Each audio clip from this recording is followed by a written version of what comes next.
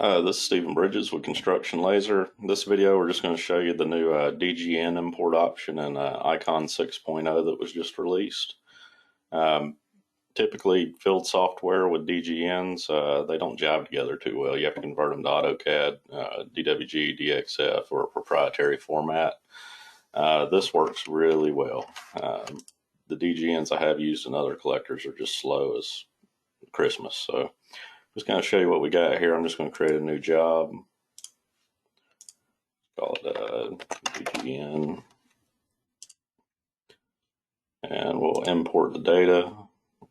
So I'll do Green Plus, getting it from my USB stick.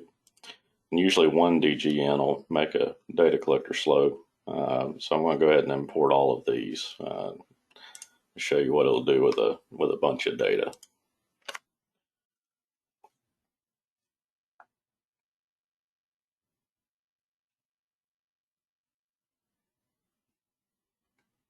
It always throws up this warning when it's letting you know it might take a while to import, but it never does.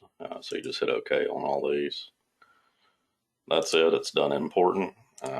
We'll go ahead and set a fake coordinate system since I'm using a simulator. And now if we go to Stakeout or any of the other applications, you see we've got the full DGN. We can still, everything's nice and smooth and quick. We can still go in and select any line we want to stake out and do any stakeout tasks we would normally do with a DWG, DXF, that sort of thing. Also, layer controls are still the same. So if I go to my main DGN, I can still do show points on everything, turn on and off individual layers. All the naming is correct. There's the show points where it created points on every node. Just wanted to show you guys this. Really impressed with what they've done here. Appreciate you watching. We'll catch you on the next one.